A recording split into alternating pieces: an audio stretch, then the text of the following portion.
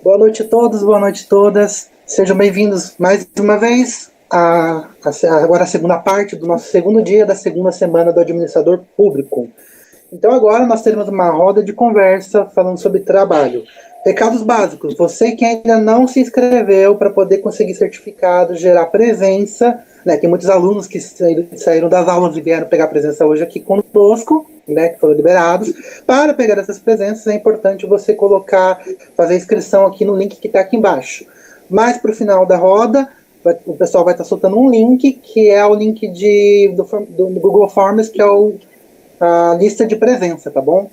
Não se esqueçam de dar o seu like, não se esqueça de compartilhar, de convidar as pessoas a estarem assistindo e participando conosco. E você que tem alguma pergunta que de repente na palestra anterior não conseguiu perguntar porque não deu tempo, pode perguntar aqui, estejam à vontade para isso, tá bom? Dispensa apresentações. Alessandra, vai lá, sua vez. Olá, pessoal, boa noite. Sejam todos muito bem-vindos. Meu nome é Alexandra, eu sou discente do curso de bacharelado em administração no campus de Jacareí e eu faço parte da organização do evento da segunda semana do administrador público, que tem como tema transversal Criatividade versus Inovação, por uma refundação da nação, que é um tema inspirado na obra e vida de Celso Furtado. E hoje, nesse segundo dia de evento, a gente vai dar início à nossa mesa redonda, que a gente vai abordar o tema trabalho. Participarão conosco dessa mesa redonda a Fábia Cristina, que ela é empregada doméstica e idealizadora do canal do YouTube Lugar de Doméstica é na Política, onde ela aborda temas de economia e de política. O professor Fernando Alves, que é graduado em História e mestre em Ciência Política. O Victor Pagani estará aqui novamente conosco. Ele é supervisor técnico do Escritório Regional do DIESE, em São Paulo, que é o Departamento Intersindical de Estatística e Estudos Socioeconômicos. Também a professora Juliana Basílio, que é a moderadora da nossa mesa redonda. Ela é professora de ensino básico, técnico e tecnológico do Instituto Federal no campus Boituva, socióloga e doutora em educação. Fiquem à vontade para interagir conosco, com perguntas, dúvidas, e esse momento certamente será de grande valia para todos nós.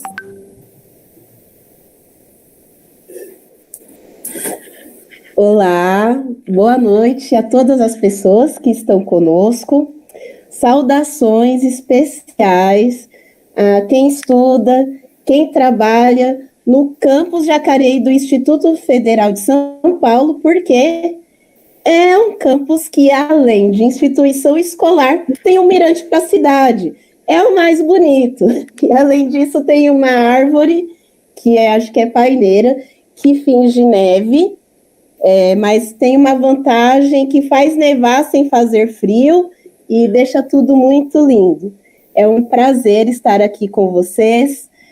Tenho muito orgulho da instituição, desse campus, dos colegas que já tive. Então, estou muito alegre de estar aqui. Vale a pena ver. Parabéns pelo evento, a toda a comissão organizadora. Obrigada pelos colegas que estão aqui comigo e vão compartilhar desse momento. Vale a pena estudar no campus Jacareí. Obrigada pela recepção. Vamos lá. Depois da proposta de ontem e da nossa grande noite de segunda, e que nessa terça já começou muito bem com o Victor, continuamos aqui. Nosso foco, inspirados e inspiradas em tudo que nos foi colocado, em termos teóricos, em termos da história de vida de Celso Furtado, vamos falar de Brasil conosco, de Brasil hoje. Então, Fábia, Fernando e Victor vão falar conosco. A primeira proposta de conversa que eu coloco para vocês é considerando o campo profissional de cada um e a nossa história recente e a história de vida de vocês e de sua atuação, que pensassem no antes, no durante e no depois qual é a situação que vocês podem falar em relação à sua vida, ao trabalho e ao nosso país. É isso, Fábia, com você. Boa noite a todos e obrigada pelo convite. Sou empregada doméstica. Bom, hoje é sobre a reforma, né, trabalhista, sobre o trabalho. Bom, a empregada doméstica foi, vamos dizer, a última profissão que teve direito, né? Antes da PEC, posso falar que a empregada doméstica era... Muitos saíram da escravidão, mas a empregada ainda não tinha saído da escravidão, porque não tinha direito a nada, né? Não tinha direito a uma férias, não tinha direito, como se diz, um fim de semana, né? Nem feriado. E depois que, no governo da nossa presidenta Dilma, veio a PEC das empregadas domésticas, que nós conseguimos nossos direitos, né, que é o direito de feriados, férias, né, carteira registrada, hora extra, né, que a gente não tinha, fundo de garantia, seguro-desemprego, e quase igual a como você estivesse trabalhando numa empresa, né? Mas, infelizmente, o que é bom durar pouco, principalmente nesse governo, veio a reforma trabalhista, né? E o que acontece hoje? Não só a empregada doméstica, como todos os trabalhadores, perderam muito, né, com essa reforma trabalhista, né? Quem ganhou foi a elite, os patrões, né? Então, essa reforma trabalhista foi para tirar direito dos trabalhadores e para tirar o direito que nós conquistamos, a empregada doméstica, né, infelizmente, mas a gente esperava o quê? Do governo neoliberalismo, né? Porque o governo neoliberalismo é isso mesmo. Tira direito dos trabalhadores e dá para a elite, né? Quem está ganhando hoje é isso. Então, meu trabalho foi só reconhecido, né, como empregada doméstica, quando foi o governo da Dilma, né? Então, essa reforma trabalhista foi para destruir, né? E isso continua, né? Continua porque tinha uma reforma, uma mini-reforma trabalhista que não passou no Senado, que aí que ia tirar mesmo o direito da população, né, dos trabalhadores desse país, né? Posso dizer, infelizmente, não passou. Porque aí sim, a gente, todos os trabalhadores, não só a empregada doméstica, ia voltar diretamente para escravidão mesmo, né? Para escravidão. Então é isso, gente. Antes, eu era escrava. Quando veio a PEC, eu tive meus direitos respeitados. E agora, com a reforma trabalhista, né, que não ajudou em nada, né, não ajudou o brasileiro em nada. Porque eu lembro que a Globo fazia questão de colocar na mídia, a mídia em si, que a reforma trabalhista ia conquistar emprego, ia ser bom para trabalhador, e tudo era mentira, né? Bom, eu sabia disso, né? Mas tinha muita gente que acreditou que essa reforma ia ajudar. Como fizeram com a PEC, que congelou durante 20 anos, é uma PEC que também tirou direito das pessoas, né? Que essa PEC congelou durante 20 anos para saúde, educação, né? E segurança também tirou direito do pessoal. Hoje a gente não tem uma saúde boa, né? Que a gente procura e não acha, né? Então é isso. A reforma trabalhista que fizeram para fazer as pessoas virarem escravas e a gente está sofrendo. Ao contrário, desempregou muita gente, porque na época da reforma trabalhista eu trabalhava numa casa e minha patroa me mandou embora por causa dessa reforma trabalhista, né? E eu fiquei 2 anos desempregada, e não foi porque eu mandei currículo, tá? Quando mandaram eu embora, vou mandar currículo, vou arrumar emprego rapidinho, não. Eu fui indicada por uma pessoa, que hoje estou trabalhando nessa casa, porque ela tinha que sair, ia se aposentar, e ele arrumou, falou, olha, eu vou sair, você pode ficar no meu lugar, se você quiser. Lógico, eu estava desempregada, eu queria. Mas até hoje estou esperando me chamar os currículos que eu mandei. E a reforma trabalhista foi para destruir o emprego das pessoas e tirar direito dos trabalhadores. E está aí a situação. E para frente piorou mais ainda agora com esse governo aí. Fábia, querida, tem uma conversa que a gente fez e apareceu aí um combinado. E eu esqueci, me desculpa de colocar. Sim, pode falar. Desse antes, esse durante, esse depois, algo temporal, sobre quando você começou a trabalhar como doméstica, né? A idade, quando foi, e aí, bom, aí é você que conta. Não, tá, é que teve parte aí que eu não, mas eu vou contar um pouco. Comecei a trabalhar com 12 anos de idade, né, em casa de família, né, aos 12 anos. Tem pessoas que perguntam, mas por que aos 12 anos? Né, 12 anos porque era uma época que a minha mãe foi abandonada, né, com 7 filhos, era uma pessoa que veio do norte, morar em São Paulo, e chegou aqui, meu pai falou, tchau, fica aí com seus 7 filhos, e pronto. E a gente teve que sair para trabalhar, né, e eu trabalhava em casa de família, dormia na casa de família, então não tinha horário, por isso que eu falo, que a empregada demorou para sair da escravidão, né, foi com a PEC que ela saiu da escravidão. Então, naquela época, eles pegavam adolescente jovem, né, e colocava nas casas de família e deixava, vocês vão dormir. Então, eu começava às 7 horas da manhã a trabalhar e ia dormir 1 hora, 2 horas da manhã, né, e eu não me alimentava, porque eu não podia comer, o que eu é assim, eles separavam a comida lá, que você come isso aqui, né, e pronto, acabou.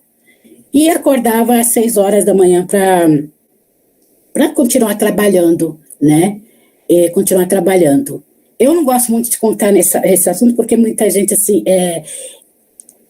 ainda machuca, né? Machuca porque eu tô vendo isso voltar de novo com esse governo, né? Infelizmente. Por causa dessa reforma também, então aí vocês veem nas mídias que patroas que trancam as empregadas de casa, patroas que manda a empregada andar com o cachorrinho e o filho dela morre, né? Então tá começando, voltou tudo de novo. Então, essa escravidão continuou e com a PEC aliviou e com essa reforma voltou de novo. Então, é por isso. Mas eu comecei aos 12 anos a trabalhar como empregada doméstica, que é a exploração infantil também, né? Também passei por isso, né? E é por isso que eu luto tanto para as pessoas terem consciência política, né? Principalmente os trabalhadores, o pobre, para não passar e não deixar isso acontecer de novo, ir para a rua lutar, né, pelos seus direitos. Então é por isso. Desculpa aí, porque eu tinha esquecido. Imagina, minha querida, muito obrigada.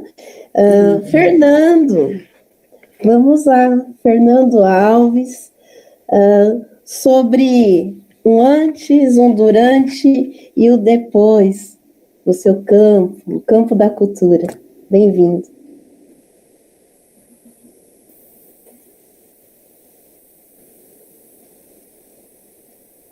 Fernando, o microfone.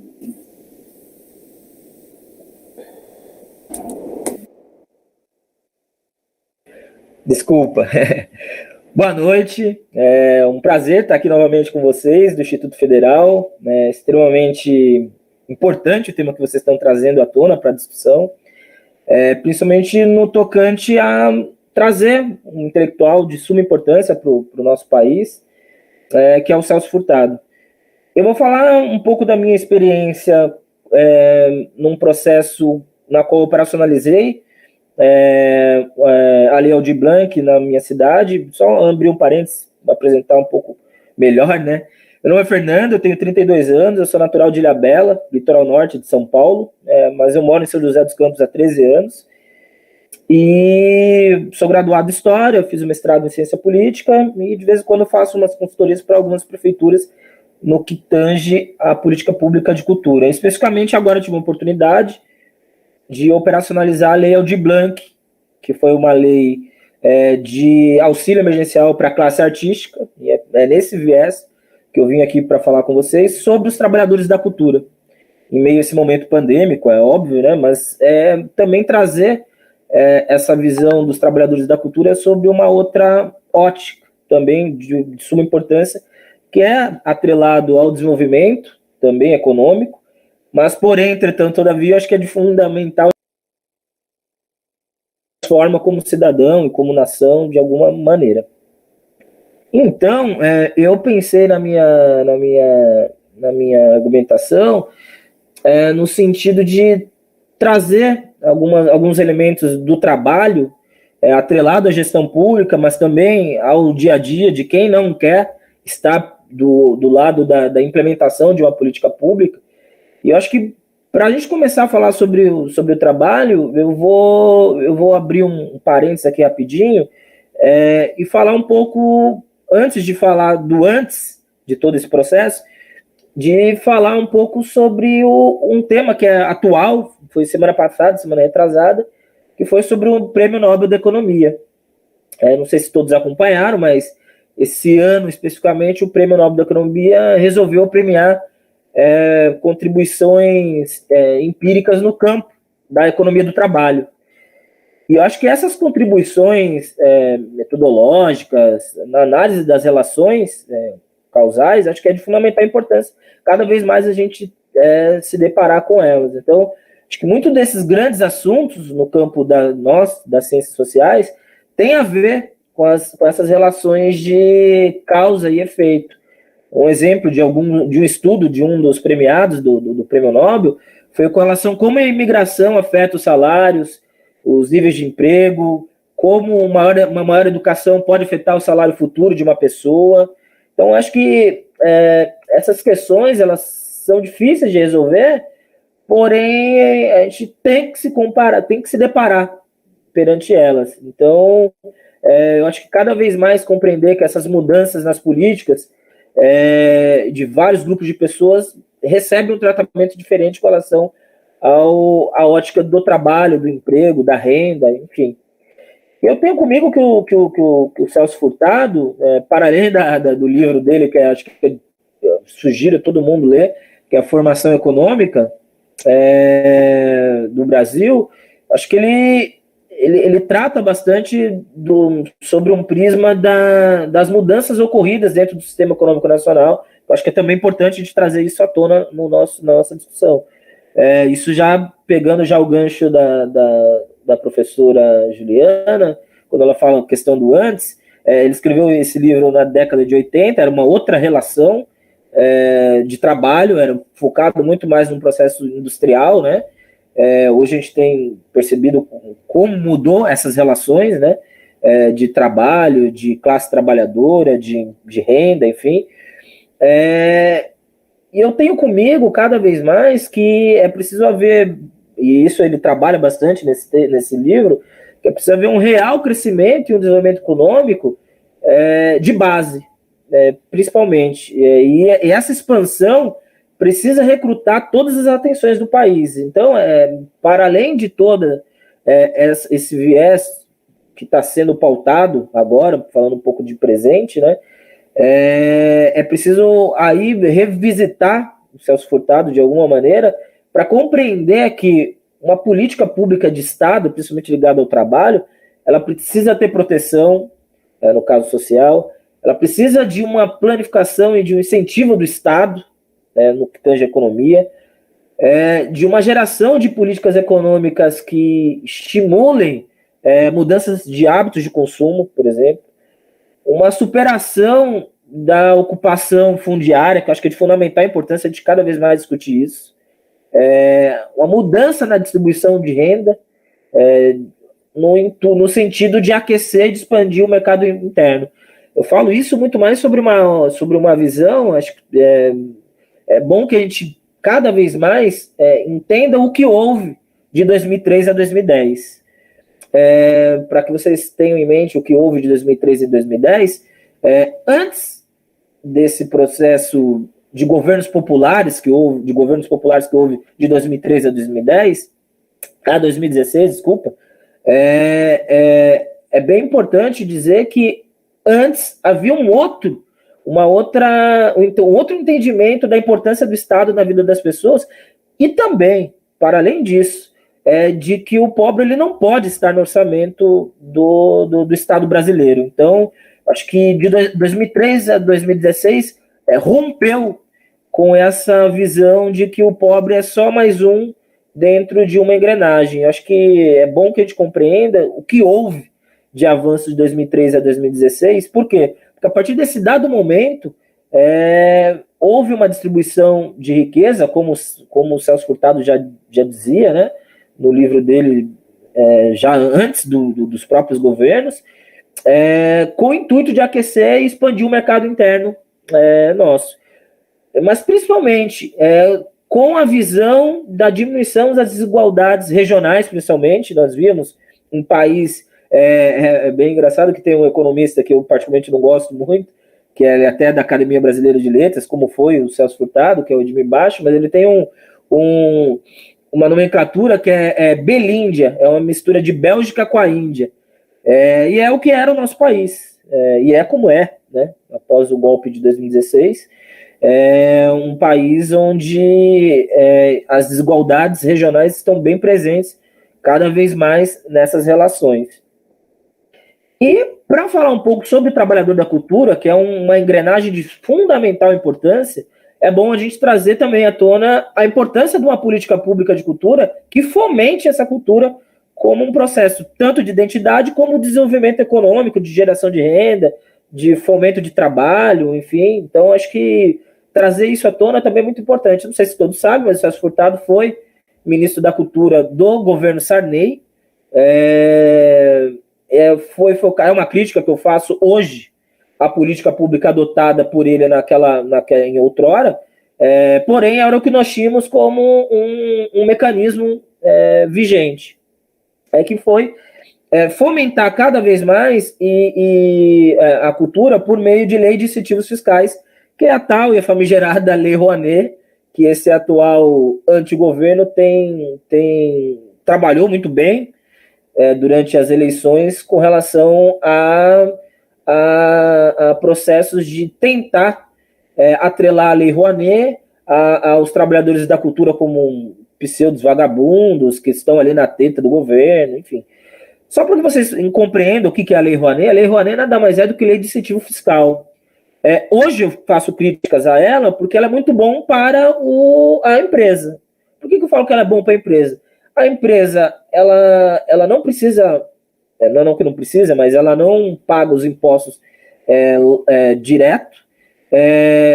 Um projeto de um artista passa pelo antigo Ministério da Cultura, era aprovado, e esse artista tinha poder, tinha condições de captar recursos em empresas. Portanto, ele batia na porta da empresa e falava: você não quer contribuir com um projeto cultural que nós vamos levar para várias regiões, uma capilaridade geográfica do país, empregar trabalhos indiretos, diretos, de fundamental importância, gerar economia local, enfim.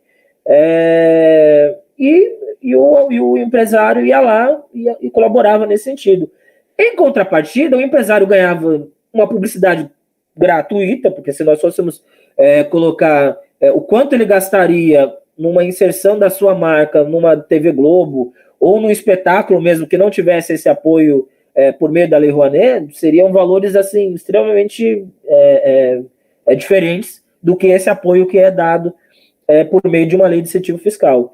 Hoje eu faço críticas a essa política pública adotada pelo Celso Furtado lá em 1980, com o Sarney, enfim, justamente porque de 2003 a 2016 houve um entendimento de que a política pública de cultura ela tem que estar atrelado à identidade cultural do nosso país e a sua capilaridade geográfica, a sua diversidade cultural. Por que eu falo isso? Porque, infelizmente, a Lei Rouanet ficava a cargo de poucos artistas artistas, na sua grande maioria, renomados, que conseguiam captar por meio de uma Vale do Rio Doce, por meio de uma Petrobras, por exemplo, o Fernandinho do Jongo. Se eu batesse numa Embraer da vida, eles jamais iriam patrocinar um projeto ligado ao jongo, ou ligado ao funk, ou ligado ao samba. Eles sempre, as marcas sempre que estavam atreladas às grandes óperas, e a gente pode tratar sobre essa visão estranha, né, de alta cultura, cultura elitizada, cultura popular, cultura de massas, enfim, mas acho que agora não é o momento. Mas é muito mais para explicar, porque de 2003 a 2016, essas políticas públicas continuaram também, tá? A Lei Rouanet, até bem incentivada, porém foi feito um outro braço que é de fundamental importância, que é o Fundo Nacional de Cultura. Esse Fundo Nacional de Cultura, ele abarcava toda essa capilaridade geográfica, da importância de chegar essa política pública nos rincões do país, no Brasil profundo, como é dito, e aí foi feito por meio do Célio Turino, por meio dos pontos de cultura, cada vez mais entendendo que esses pontos de cultura é uma salvaguarda do patrimônio cultural do nosso país, e que ali existem trabalhadores de cultura que fazem a cultura de maneira independente, que nada mais justo de que o Estado brasileiro compreenda, entenda e fomente, não leve cultura para lá, porque eles já fazem cultura, esses trabalhadores da cultura já fazem produção cultural nos seus territórios, portanto o Estado não precisa levar cultura para esses territórios, o Estado só precisa fomentar a cultura nesses locais. Então acho que de 2003 a 2016 houve essa política de Estado que propôs e viabilizou uma política nacional permanente, que colocou em xeque essas estabilidades políticas, que veio do Itamar, que veio do FHC. Gosto muito do personagem que foi ministro da Cultura do FHC, recentemente faleceu, que é o Belfort, porém ele estava atrelado ali a um processo neoliberal, né? Um governo neoliberal. Então, ele foi sufocado por meio desse governo neoliberal, fez com que ele não conseguisse implementar, acho que aquilo que ele sempre imaginou, porque acho ele um personagem muito importante para a história da sociologia contemporânea nossa. E aí, para finalizar um pouco a minha fala, para chegar numa conclusão assim do que eu espero para o futuro com relação aos trabalhadores da cultura, e aí trazendo um pouco a minha experiência que eu tive como no outro lado do balcão, que é no lado da gestão pública. Nesse processo de operacionalizar a Lei Aldir Blanc lá na Ilhabela, tinha uma série de regramentos, ordenamentos jurídicos que precisava aplicar, mas eu acho que quando foi pensado lá em 2004 pelo Gilberto Gil, que foi ministro da Cultura, para você ver como nós chegamos num estado de coisas que, ao mesmo tempo que nós já tivemos um Gilberto Gil de 2003, agora me esqueci o momento que ele ficou, mas ficou por um bom tempo. Nós estamos agora com um processo primeiro, acabou o Ministério da Cultura, e eu tenho comigo que, ainda bem que acabou o Ministério da Cultura com esse antigoverno, porque é bom que seja reduzida a secretaria, porque um recurso na mão desse pessoal, eu não sei o que eles fariam. Então é bom enxugar esse recurso. Espero que para 2023 a gente consiga compreender, eu acho que para o ano que vem a gente consiga compreender a importância da política pública na vida das pessoas. Então não é porque você não precisa de uma política pública, eu acho que todos nós precisamos, de que você vai abdicar de uma pessoa ou de um projeto de nação em detrimento de algumas questões que estão sendo pautadas aí. Então, eu falo isso muito mais para dizer que nessa minha experiência que eu tive lá como gestor, primeiro, para que vocês possam compreender, nesse mecanismo para que pudesse implementar a política pública da Lei Aldir Blanc nas cidades, precisa fazer um mapeamento dos trabalhadores da cultura nas cidades. Então era de fundamental importância que nós pudéssemos saber quem são esses artistas, para depois, mediante esse indicador cultural, nós pudéssemos fazer os instrumentos de editais. Então, por exemplo, lá na ilha nós fizemos editais E eu participei também daqui do comitê de implementação aqui em São José dos Campos. Nós fizemos edital lá na ilha, os editais, mediante esse indicador de quem são esses trabalhadores da cultura. Então, por exemplo, lá nós tivemos editais de premiação, justamente para desburocratizar esse processo. Por que desburocratizar? Porque nós tínhamos lá pessoas que eram oriundas de comunidades tradicionais, então que não tem essa familiaridade com editais, então é de fundamental importância desburocratizar isso, para que aquele trabalhador da cultura tivesse acesso a esse recurso e produzisse o seu produto cultural final. Então era de fundamental importância que nós entendêssemos que classe artística é essa, que trabalhadores de cultura é essa. Então nós abrimos editais ligados a comunidades tradicionais, ao artesanato, que lá é muito forte, as questões de territórios culturais, e eu acho que foi dessa maneira que a gente conseguiu dar uma capilaridade do recurso, a democratização do recurso, para que chegasse no maior número de trabalhadores da cultura. Então, eu tenho comigo que essa construção dessa política pública, que foi a Lei Aldir Blanc, ela foi pensada em 2003 por meio do Sistema Nacional de Cultura, que era uma parceria entre estados, municípios e sociedade civil, e que é de fundamental importância para a consolidação das políticas, das estruturas pactuadas, complementares, e que viabilizem a existência de programas culturais de prazos médios e longos prazos, né, para que chegue ao máximo nessa capilaridade que é os trabalhadores da cultura, que infelizmente, aí falando um pouco de futuro para aí finalizar minha fala mesmo, foi a classe mais, como eu diria, mais afetada durante esse processo pandêmico. Só para que vocês tenham ciência, a Lei Aldir Blanc não foi uma ação do governo federal, foi algo pautado pela oposição dentro do parlamento, tá? Um grande acordo com os setores do centrão político ali e tal, para que pudesse ser implementado essa política pública e que esse auxílio emergencial destinado aos trabalhadores da cultura chegasse até eles. Falo isso também porque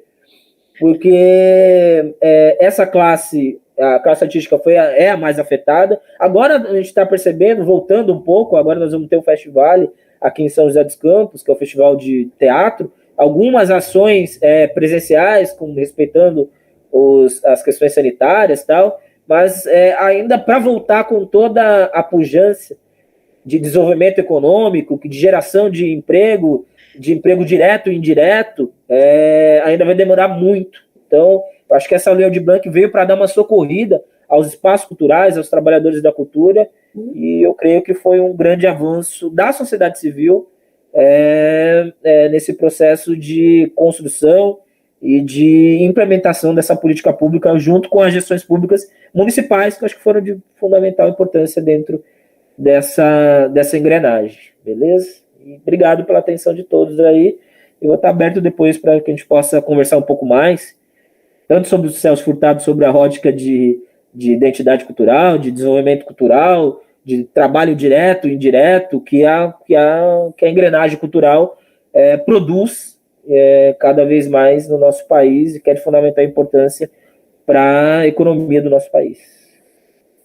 Perfeito, Fernando. Eu vou passar a palavra ao Vitor, mas nós vamos voltar à questão, né, essa tríade política pública de cultura, identidade cultural e mercado de trabalho. Então, muito obrigada pela exposição. Vitor, o que você nos traz sobre o antes, o durante e o depois nosso hoje? Bem-vindo. Obrigado. Primeiro, boa noite a todas as pessoas que estão nos assistindo. Boa noite especial a você, professora Juliana, a Fábio, ao professor Fernando, aos estudantes aqui, a Alessandra, e o outro, o Brandon, né? Acho que ele caiu aqui, não está mais na sala, mas eu sei que ele está atento ali às questões no YouTube, né? Bom, pensando aqui o antes, o durante e o depois, eu acho que a gente poderia pensar na reforma trabalhista, né?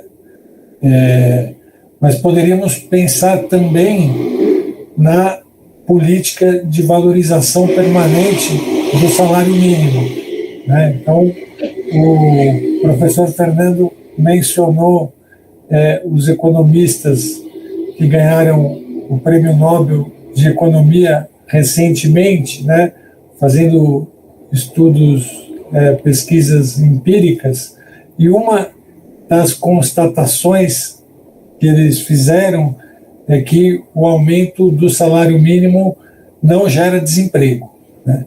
Sempre foi um argumento usado pelos economistas ortodoxos, liberais, né, que não podia aumentar o salário mínimo porque geraria desemprego ou inflação, né? E a gente teve essa experiência no Brasil, né? Então, aqui a experiência brasileira já tinha provado isso também, né? Durante a década de 2000, a gente conseguiu ali, a partir da mobilização dos sindicatos, né? Daquelas marchas organizadas pelas centrais sindicais a Brasília, foi feito no governo Lula um amplo acordo ali para uma implantação de uma política de valorização permanente do salário mínimo, né? Então, que permitiu que ele tivesse ganhos reais, né? Reajustes acima da inflação, né? E que definiu uma política, aprovou inclusive uma lei, né, que determinava que o salário mínimo seria sempre reajustado pela inflação mais o que houvesse de crescimento do PIB, né, em 2 anos anteriores. E isso foi extraordinário para promover o crescimento da economia, mas, como diria o Celso Furtado, né, não só o crescimento, aquele que concentra a renda, mas um desenvolvimento econômico e social efetivo, né, com redução das várias desigualdades sociais, com distribuição de renda e inclusão social. Então, essa política do salário mínimo que foi interrompida, né, depois do golpe no governo Temer e agora também no governo Bolsonaro, né? Então, eu queria mencionar essa questão e lembrar também, Juliana, que nós temos um salário mínimo regional do estado de São Paulo, né, que não é reajustado nem pela inflação desde 2019, né? E nos últimos meses, o DIEESE, assessorando as centrais sindicais, elaborou documentos com pautas de reivindicação nesse sentido. Tivemos a oportunidade de entregar para a Secretaria de Desenvolvimento Econômico, entregamos pessoalmente ao próprio governador e não houve nenhuma resposta efetiva, nenhum encaminhamento, né?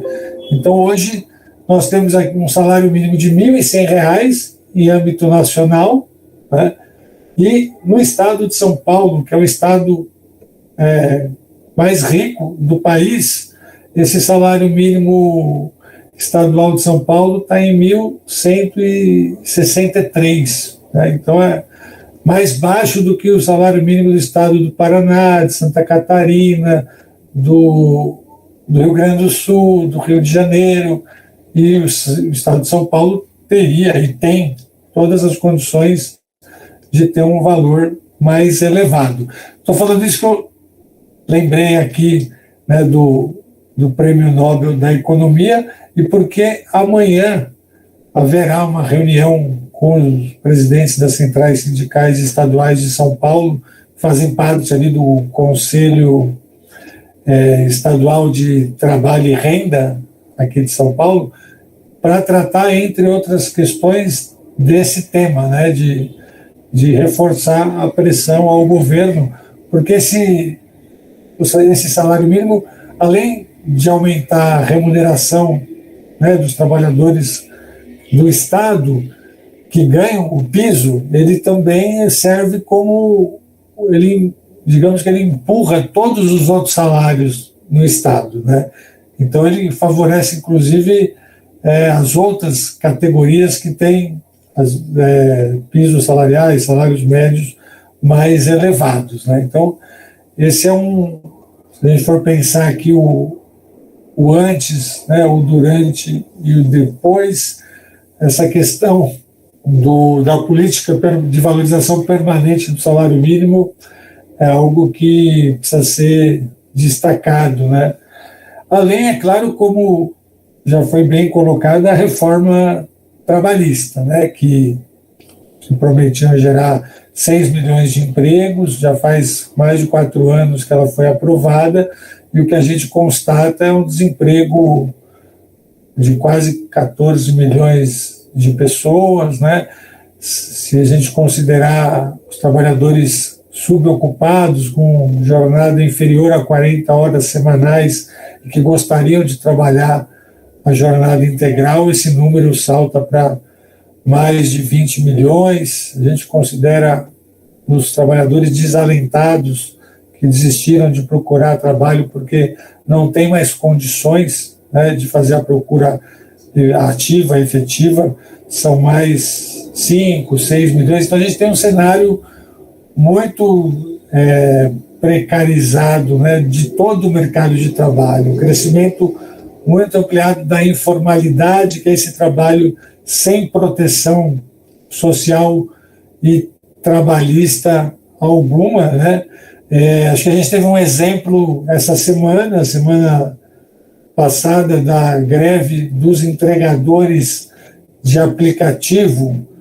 Acho que se organizaram, inclusive, aí na região, né, em São José e outros municípios do entorno, que acho que expressa bem essa situação, né? Eles são completamente desprotegidos, né? É um trabalho que é subordinado, né? Não dá para dizer que é por conta própria, porque a conta está...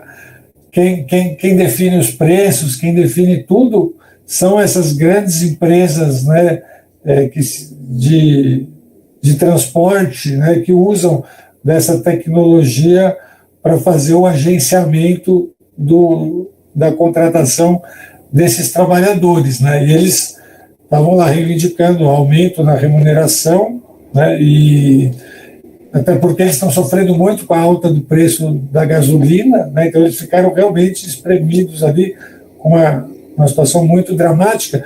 E eu queria destacar um aspecto, e aí até que além dessa questão da remuneração, é a falta de proteção social em caso de adoecimento e de acidentes, né? Então, eu tenho um conhecido próximo que trabalhava num restaurante, era gerente num restaurante, com a pandemia ele foi demitido, né, porque o restaurante precisou, enfim, reduzir o atendimento, e ele comprou uma moto e passou a trabalhar como entregador, né? E estava contente, porque ele é muito disciplinado, estava trabalhando de 12 a 14 horas por dia, de segunda a sábado, e estava conseguindo ter uma remuneração até que razoável no fim do mês, um pouco maior do que a que ele tinha como empregado do restaurante. Porém, faz 2 semanas ele sofreu um acidente, né? Num cruzamento, um carro teve uma fratura gravíssima na perna, já foi submetido à cirurgia, está hospitalizado e, enfim, se tudo der certo, vai fazer a fisioterapia, vai voltar, mas isso vai levar de 4 a 6 meses. Ele vai ficar impossibilitado de trabalhar e sem o auxílio-doença, que o INSS, né, garante aos trabalhadores que têm a carteira assinada, né? E ele, inclusive, sem o auxílio-doença que ele poderia ter se eu tivesse aberto um MEI e fizesse aquela contribuição, né, como empreendedor individual. Porque a empresa nunca exigiu, nunca houve essa preocupação. Eu perguntei para ele, falei, E o iFood? Porque ele trabalhava quase que exclusivamente para o iFood, né? Se avisou, eles vão... Ele falou, não, eu não consegui nem falar com nenhuma pessoa. Eu só fui atendido por máquina e gravações, né? Então, é esse o mundo do trabalho. Se a gente for pensar no depois, né? Que se não houver uma reversão, uma mudança na orientação política do país, que a gente vai ter no futuro, né? Então, é alta tecnologia associada à máxima exploração dos trabalhadores. Muito obrigada, Vitor. Nós já temos perguntas. Eu peço ao Breno para nos colocar todos em tela. Agora, eu vou fazer uma rodada de pequenas questões. Minha amiga Fábia, vamos lá, para você primeiro.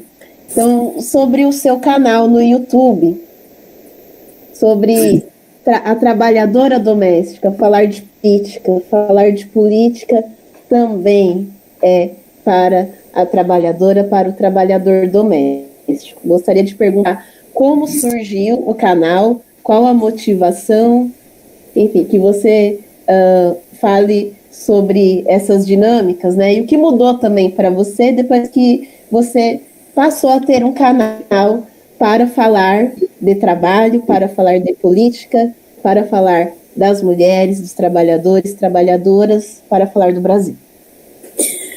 Bom, tem 5 anos que eu faço live, né? Já na época do golpe, né? Contra a nossa, apesar que o golpe não foi contra a nossa presidenta Dilma, foi em cima do trabalhador, né? Depois que tiraram ela, passaram um monte de reforma contra os trabalhadores, como a reforma trabalhista, a reforma da Previdência, e vai lá. E aí eu comecei a fazer live e avisando, gente, vamos para a rua, vamos lutar, né? Porque tiraram a Dilma e depois vai tirar os nossos direitos, né? E aconteceu, e infelizmente aconteceu. E aí eu comecei a tentar falar para as pessoas que o voto não é só para você ir lá e votar, de jeito nenhum. Porque nós somos os patrões dos deputados, patroa e patrões, dos deputados, dos senadores, nós pagamos o salário deles, né? E não, para as pessoas não vender o seu voto, porque acontece muito isso, né? As pessoas vendem o seu voto, aí falam, vendi, põe lá um deputado, como que aconteceu com o Bolsonaro, e pronto, acabou. E quando você ia falar com essas pessoas sobre política, eles falavam, não gosto de política.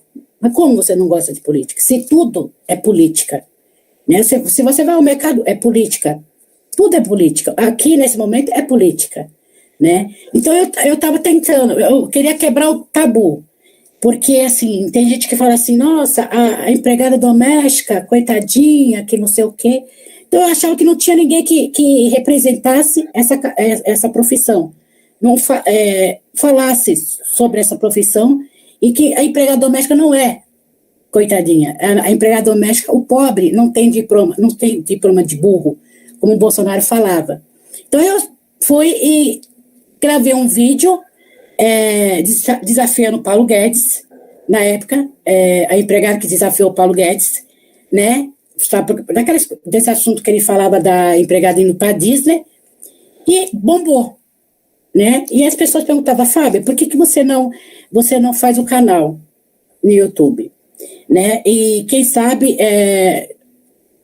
o que você fala chega na população mais pobre. Não fiz o canal para chegar assim ao professor, não, o médico, eles estão por dentro da política, né? Eles sabem o que é política, né? Eu fiz o canal para chegar no porteiro, no segurança, né? Na empregada doméstica, e para eles lutarem, né? Pelos direitos deles. Porque quando teve o golpe contra a nossa presidenta Dilma, quem estava na rua? Era a elite, não era o pobre, né? O pobre não estava, era a elite que estava na rua. E quando eles foram para a rua, eles não foram contra a corrupção. Eles foram contra a filha da empregada que entrou na faculdade, que viu pobre viajar de avião, porque eu trabalhava na casa que a minha patroa falava, nossa, tem gente até comendo farofa no aeroporto, entendeu? Então, você percebe a minha patroa, antes que eu estou trabalhando, que já saí dela, ela falava, tinha uma empregada, né, que trabalhou antes de e falava assim, a empregada os filhos da empregada conseguiu fazer faculdade. Você sentiu o ódio, né, o ódio nos olhos dela, a raiva por ver os filhos da empregada dela ter feito uma faculdade, né. Então, eu queria que as pessoas entendessem da minha profissão, né, e tudo, que nós temos direito, sim, de ter ver nossos filhos dentro de uma faculdade, porque nós pagamos impostos, né? Nós temos direito, sim, de entrar dentro de um shopping, comprar o que a gente quiser, certo? Nós temos direito de ir no mercado na época da Dilma, quando a gente comprava, na época do Lula. Então, todos aqueles que estavam indo para a rua não era contra a corrupção, era contra o nosso direito. E muita gente, eu conversei com muitas pessoas da minha profissão, porteiro, é preciso fazer reforma trabalhista. Foi por quê é preciso fazer reforma trabalhista? Porque aí a economia vai crescer. Mas a economia já estava boa com a Dilma, não estava ruim. Não, pobre a favor da reforma da Previdência. Então, por isso que eu fiz esse canal. Eu comecei a fazer esse canal para essas pessoas que não querem saber de política, gostar de política. É necessário o pobre aprender o que é política, principalmente o pobre. Porque quando você está na casa de rico, numa reunião de rico, eles falam de política. Tanto que você vê que sempre, que essa turma que está aí, quem está ao redor desses senadores, desses deputados, são os empresários que estão lucrando. E o pobre ele não quer saber de política. E o pobre é preciso saber o que é política. Porque senão acontece o que está acontecendo agora, né? Tiraram a presidenta sem nenhum crime para tirar o nosso direito, né? Sequestraram o presidente que estava na pesquisa, em primeiro lugar, que era o Lula, que eu falo que ele foi sequestrado. Ele não foi preso, né? Foi sequestrado. Para colocar o Bolsonaro para hoje acontecer o que está acontecendo. Então, se o povo não se envolver com a política, esquece. O país, 2022, vai continuar as pessoas votando e não sabem nem para que está votando. De jeito nenhum. Então, esse canal é para isso. Para as pessoas terem consciência política. Principalmente o pobre. E os trabalhadores, lógico. Perfeito, Fábia. E é claro que eu convido todo mundo que está aqui conosco a curtir o canal da Fábia. Confesso que eu tinha preparado uma telinha. Eu acho que eu vou até usar nas minhas aulas de sociologia, só falar os títulos dos seus vídeos. É ótimo. Então, eu convido, lugar de doméstica, é na política, o lugar de todos, todas nós, é na política. É na política. Vamos lá. Fernando, considerando o mercado de trabalho, também nessa segunda rodada, considerando mercado de trabalho, identidade cultural e política pública de cultura, na perspectiva que nós estávamos conversando do antes e do depois, se você tem mais alguma colocação, que dá a impressão lá que a conversa ficou alguma coisa que você queria colocar aí. A palavra é sua.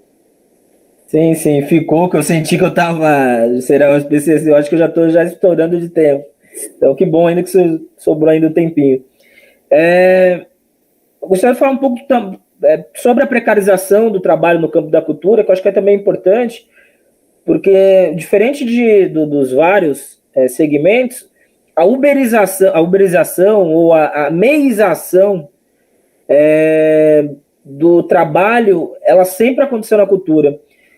Infelizmente. Então, antes das próprias reformas, antes de toda essa questão, já havia já toda essa levada ao paredão do artista para que ele se torne MEI. E aí, claro, que o MEI tem os seus direitos garantidos, porém, acho que tem intrínseco aí uma questão que é um pouco maior, que é a questão individualista, neoliberal, da questão do MEI, que acho que é importante a gente também tratar. Então, quando a gente aborda essa precarização do trabalho no campo da cultura, ela assume alguns contornos um pouco mais complexos, né, e peculiares, e acho que até de configuração, de classificação setorial, da linguagem artística, de mapear alguns respectivos índices de informalidade, que é bem latente, as formas de vínculo e faixas de rendimento, que varia bastante também,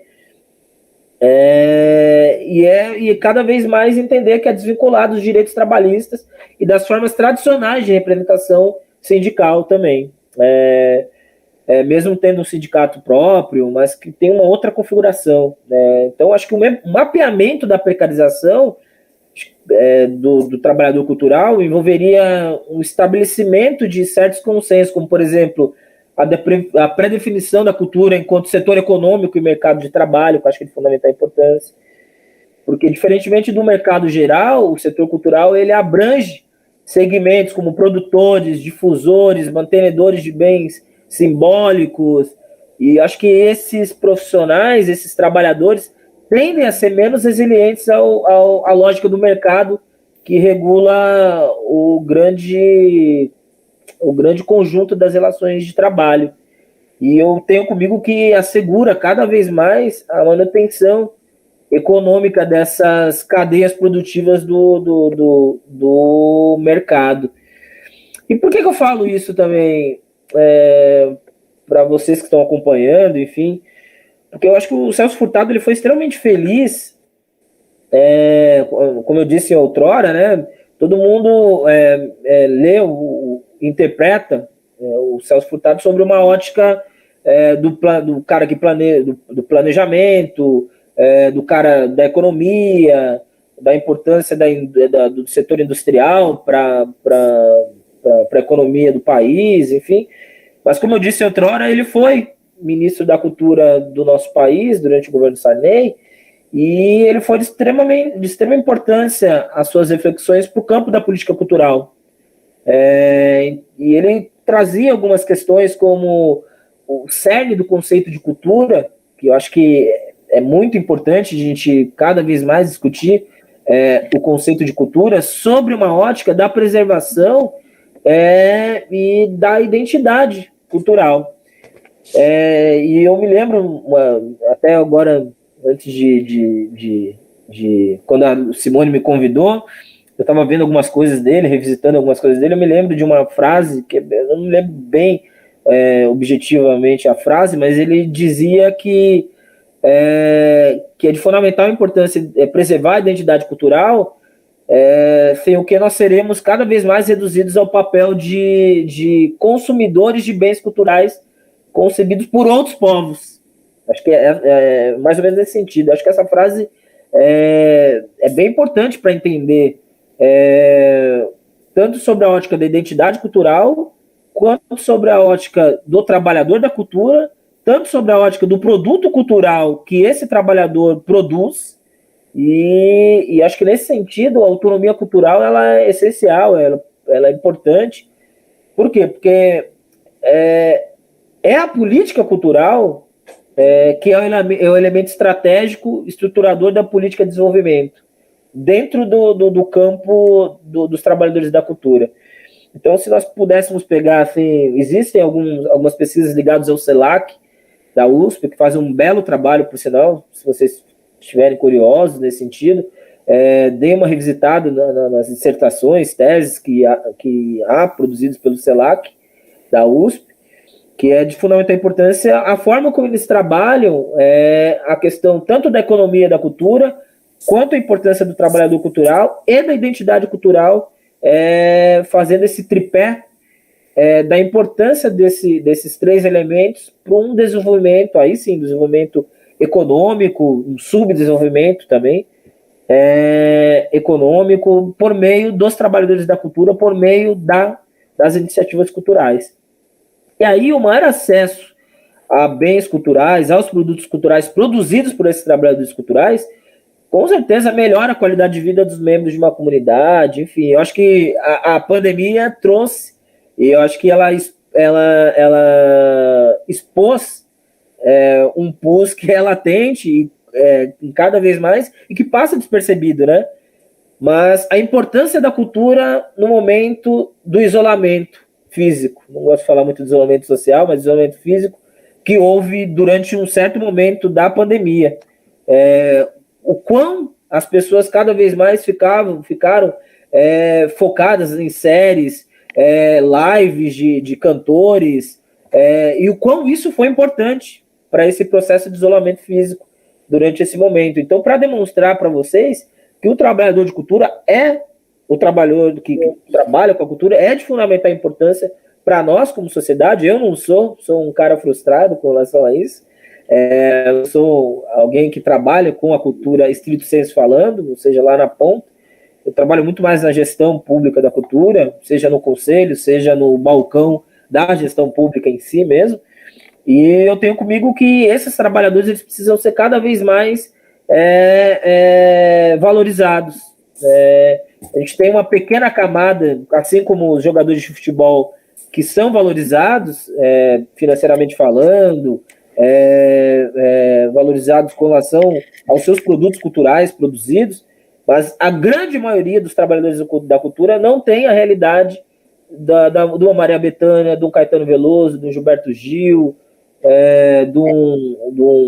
do Arlindo Cruz. Recentemente eu vi uma entrevista do Arlindo, do filho do Arlindo, né, falando sobre a situação do pai dele agora, tal, que está na cama, em estado quase vegetativo, e falando no sentido da importância dessa identidade cultural e desse produto cultural que é produzido por esse trabalhador da cultura. E o quão isso deu uma liberdade financeira para o pai dele. Hoje, o Arlindo, ele se paga, o filho dele falou, portanto, tudo que ele conseguiu como artista, um monte de músicas, uma série de impostos por meio do ECAD, que chegam até a ele como um cara que produz cultura.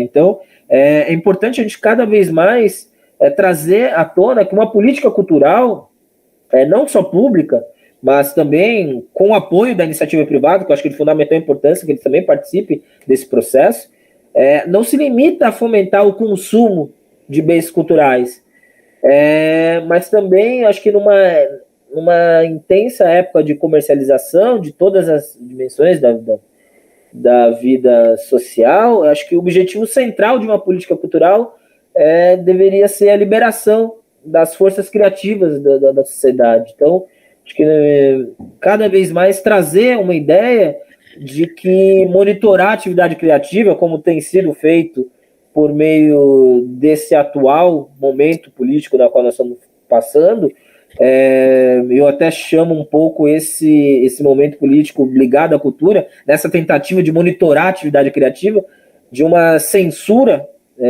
que houve na ditadura militar, e eu acho que a gente não pode abrir espaço para que isso floresça, de alguma maneira. Então, acho que é de fundamental importância.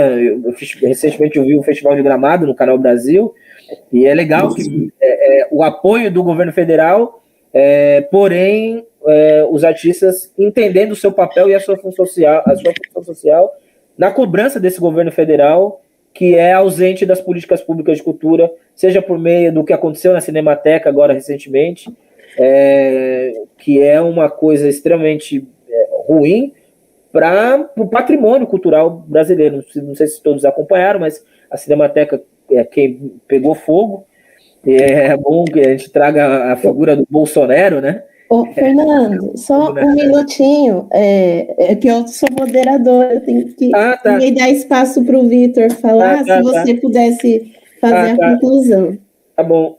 E aí, só para finalizar mesmo, essa figura do Bolsonaro, né, tacando fogo na nossa Cinemateca, E isso acomete drasticamente tanto a nossa salvaguarda do nosso patrimônio histórico-cultural, quanto esses trabalhadores da cultura ligados ao cinema nacional.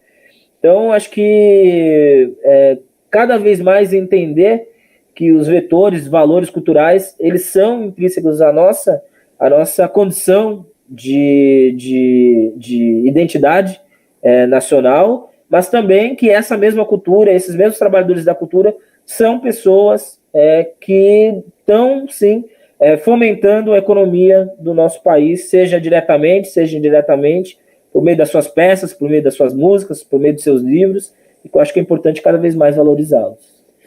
Perfeito, muito obrigada, Fernando. Vitor, então nosso DIEESE, vou me permitir colocar como professora e as questões que aqui vão na mesma direção. Então, eu gostaria de falar, né, o nome inteiro, Departamento Intersindical de Estatística e Estudos Socioeconômicos. Que bom que existe o DIEESE. Eu, como professora, especialmente nessa pandemia, professora de Sociologia, com o serviço à distância e tendo que usar dados amigáveis, eu bebo na fonte do DIEESE.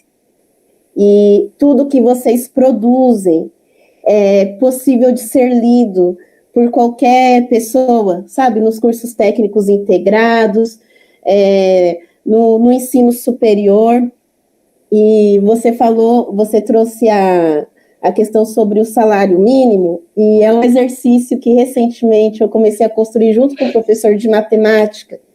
E é muito importante, porque vocês trabalham com uma perspectiva que vai acumulando a nossa história, diacrônica. Então, obrigada, DIEESE, por tudo que vocês nos oferecem. Esse agradecimento, então, é muito bom tê-lo aqui. Vamos a uma questão colocada pelo Amadeus Domingues. Ele diz: boa noite, Vitor, e pergunta, né, tem algum trabalho específico sobre a reforma tributária no DIEESE? Que ele diz, né, o Amadeus, que com certeza melhoraria parte dos problemas da desigualdade no Brasil. Aliás, diz e pergunta ao mesmo tempo. Essa é a primeira pergunta para você. Você quer responder? Eu já faço a segunda. Vitor, é possível uma reforma política para cortar altos salários e privilégios da classe política? As duas perguntas estão juntinhas. Essa é do Eliseu Rocha Moreira. Bom, primeiro quero agradecer as suas palavras, Juliana, agradecer as perguntas também, dizer que está sendo uma experiência muito boa participar dessa live aqui com todos vocês, né? Eu aprendendo muito aqui com a Fábia e vou procurar o canal dela no YouTube para assistir esses vídeos, né? Fiquei super interessado, né? E nós temos a Fábia, de certa forma, está representando aqui todas as trabalhadoras domésticas, que são a maior categoria profissional, né, que a gente tem no país. Então, é importante destacar isso, né? E o professor Fernando aqui dando uma verdadeira aula para a gente sobre políticas culturais, então, que também é um outro setor que emprega muita gente, né? E queria destacar da fala do professor Fernando que a gente tem que olhar para a cultura. A gente às vezes olha muito com essa visão economicista, né? A cultura representa não sei quantos % do PIB e tal, mas o valor da cultura ele vai muito além disso, né? A cultura é o que constitui a nossa identidade, né? Nossa identidade nacional, né? O nosso modo de vida, nosso modo de pensar, de sentir, nosso modo de ser enquanto brasileiros, né? Latino-americanos, enfim. Em relação à questão, Juliana, a primeira que era sobre se o DIEESE tem algum estudo, alguma pesquisa, alguma nota técnica sobre reforma tributária. Temos sim, inclusive em 2019, 2020, agora não me recordo muito bem, nós fizemos uma jornada nacional de debates que tratava da questão da reforma administrativa junto com a questão da reforma tributária. E lá no nosso site tem o vídeo dessa atividade e tem também o PowerPoint, né, o material que a gente usou para fazer a apresentação. Então, quem tiver interesse pode ir lá e buscar. E é um tema fundamental, né, porque, como o professor Fernando falou na fala dele, é preciso colocar os pobres no orçamento, né, mas é preciso colocar também os ricos no imposto de renda, né? Então você tem que incluir pela despesa, né, pelo investimento, né? Então você distribui a renda dessa forma, que isso foi feito nos governos democráticos populares que a gente teve, né, na década de 2000, mas eu diria que faltou fazer uma reforma tributária progressiva para tributar mais os ricos, né? Seja criando novas alíquotas de imposto de renda, tributando distribuição de lucros e dividendos, juros sobre capital próprio,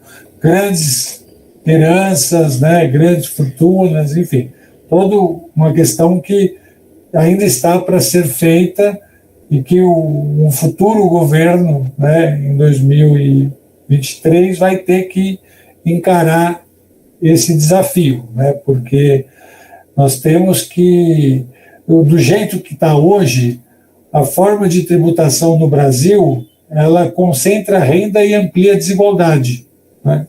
Porque, como a Fábia bem falou, todo mundo paga imposto, né? E como a tributação ela é muito feita sobre o consumo, é uma tributação indireta, proporcionalmente à própria renda, quem ganha menos paga mais, né? Então esse é um ponto que precisa ser corrigido. Bom, então também não quero me estender aqui muito na resposta. A outra questão, acho que era de criar formas de estabelecer tetos, né, para salário, remuneração dos políticos. Então, eu acho que se a gente conseguir que o teto que está estabelecido na Constituição seja cumprido, já é um primeiro avanço, né? Mas eu acho que essa questão é importante, e aí eu quero aproveitá-la para falar o seguinte, né? Inclusive fazendo a conexão com a reforma administrativa, a PEC 32, que está tramitando no Congresso Nacional. Porque um dos argumentos que o governo está utilizando é que os servidores públicos, em geral, seriam privilegiados, né, e que a reforma viria para combater esses privilégios, né. E aí, quando a gente olha de fato o que está proposto, e eu tentei mostrar isso hoje um pouco mais cedo, né, na primeira parte aqui do seminário, a gente vê que a reforma não atinge os altos cargos do funcionalismo, né, nem do legislativo, do judiciário, né, e também não atinge os militares, né, que têm uma série de benefícios que a gente poderia sim entender como privilégio, né, porque não são estendidos para os demais servidores, né. Então, esse é um ponto importante, né. Não atinge, inclusive, esses casos aí que quem fez a pergunta se referiu, né. Então, é isso que eu queria destacar aqui. E, mais uma vez, acho que já estamos... Acho que não sei se eu vou ter outra oportunidade de falar. Queria agradecer aqui, dizer que foi muito proveitoso, muito enriquecedor. Eu aprendi muito aqui nessa atividade, todos vocês. Muito obrigado. Obrigada, Vitor. Sim, nós estamos chegando às 10. Há uma questão aqui da Simone para a Fábia. E, Fábia, nós conversamos, né, um pouquinho, né, Fábia? Foi inevitável a colocação da Simone, e aí eu acho que eu devolvo para você, né, a palavra e o fechamento. Depois nós fazemos a nossa despedida a todos nós, o Breno não está, mas, Fábia, e aí agora para todo mundo. Eu sou filha de empregada doméstica. A minha mãe se aposentou como empregada doméstica depois de 2015. Mas ela, aliás, 2015, ela já poderia ter trabalhado com uma carteira assinada, né? Já poderia ter acontecido alguma coisa assim. Mas quem pagou os direitos trabalhistas dela foram minha irmã, meu pai, eu e ela. Fomos dividindo, pagamos o carnê. Meu pai teve essa sacada, a família achou uma loucura. Por que gastar dinheiro para a aposentadoria? Né? E isso ele fez em 2004. Tá? A questão é, a minha mãe trabalhava como diarista e a impressão que eu tenho é que ela sempre ganhava um bocadinho mais. Isso parecia uma justificativa para não ter a carteira assinada. Tipo, ganha mais do que geralmente se paga pela diária. E também era, às vezes, presenteada, e isso sempre parecia que patrão bom, que patrão bonzinho. Entretanto, foi esse trabalho de doméstica que melhorou a nossa renda e segurou as pontas em casa. Então, nós fizemos essa conversa, trago aqui, e a Simone fala sobre o quanto o direito trabalhista é importante para a trabalhadora doméstica. Desculpa recuperar aqui, fonte de orgulho e dignidade, traz orgulho e dignidade para a profissão. Minha mãe não conseguiu viver nesses termos. Está você aí. Então a palavra é sua. Obrigada. Bom, gente, é como ela falou, né? Patrão nenhum é bom.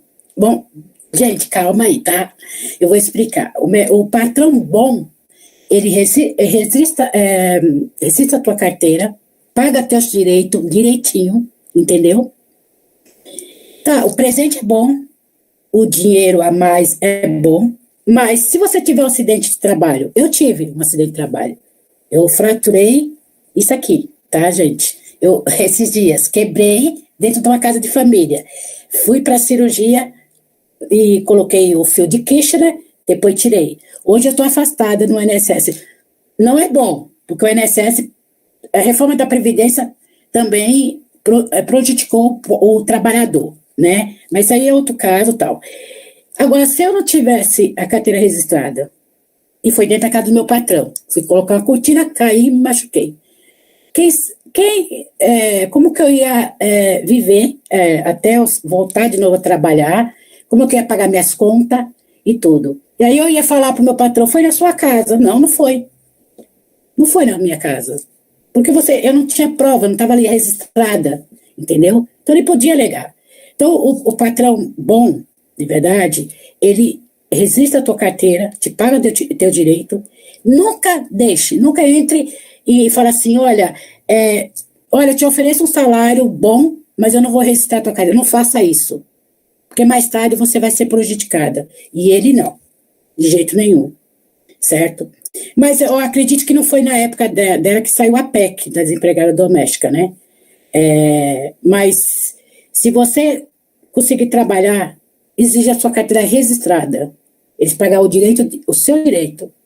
Porque quem está perdendo não é, como se diz, a gente não está ganhando nada. Quem está ganhando sem registrar a tua carteira é o patrão.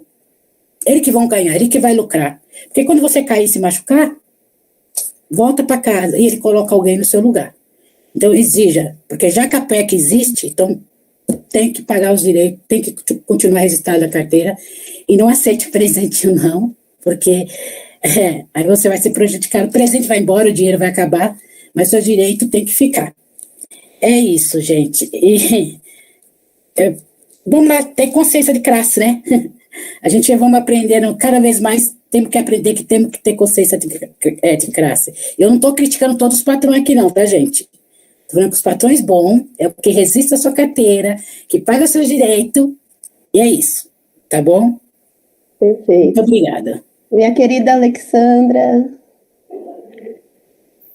Eu acho que, assim, para complementar nessas falas dessa mesa redonda, na minha área de atuação, eu lido muito com patrões e empregados. Então, assim, hoje eu sou aquela pessoa que recebe os dados da admissão, salário, função, sindicato que representa a categoria, e a gente vê muito, não a falta da informação, mas a pessoa que se omite das informações. Então, quem sabe dos seus direitos, quem tem alguma fonte, né, de informação, quem tem onde buscar, que busque, né, essa informação. Nunca é demais saber das coisas.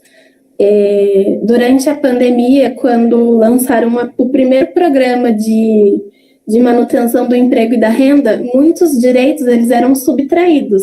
Tanto que, assim, no dia seguinte foi revogado, porque não tinha, assim, cabimento o que trazia aquela medida provisória, em questão de tudo que iam tirar com uma mão e, assim, dar com a outra.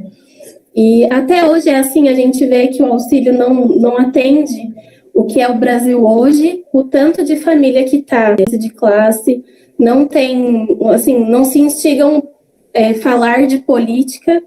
Então, muito se vê da pessoa, eu não discuto futebol, religião e política, elas não procuram saber, e hoje o Brasil perece por causa disso, falta muito para o brasileiro por conta disso, e acho que esse espaço que a gente tem hoje, para falar do trabalho, para falar do governo, para falar de informação, é muito rico, é muito importante, a sociedade precisa disso, precisa de pessoas interessadas nisso, e agentes como vocês, que né, aceitam participar, de ter uma fala ativa sobre isso.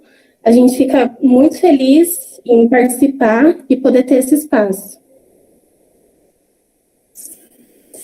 Perfeito, Alexandra, Fábia, Fernando, Vitor, Breno, Nana, a Bárbara, abraços, né, colegas do campus, muito obrigada pela nossa conversa, por tudo que compartilhamos aqui, e agora que nos conhecemos e podemos continuar conversando também para a vida.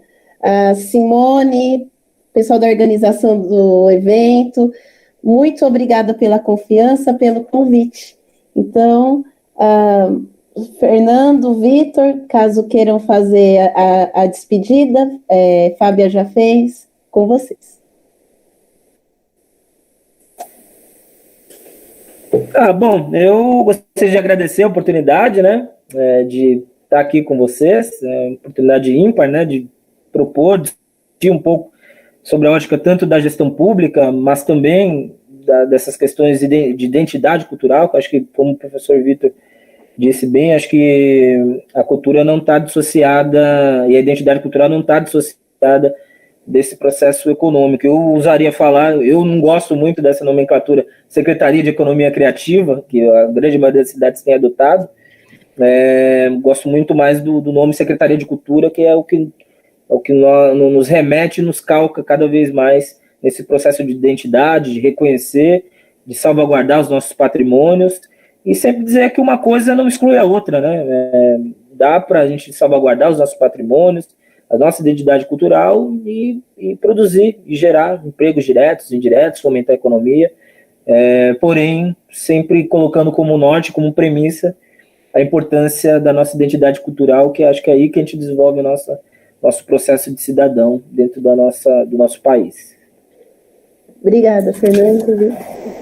Bom, quero só agradecer também a todos vocês, ao Instituto Federal de Jacareí, parabenizar por iniciativas desse tipo, né? E dizer que eu saio mais otimista dessa atividade, né, por ter conhecido pessoas tão preparadas e interessantes, né, e principalmente por ver jovens aí como a Alessandra, né, participando aqui ativamente e dando também fazendo a sua fala muito boa, muito proveitosa aqui para todos nós, né? Então, ver a juventude, né, os estudantes também acompanhando a discussão desse tema é muito bom. Obrigado. Obrigada. Boa noite, pessoal.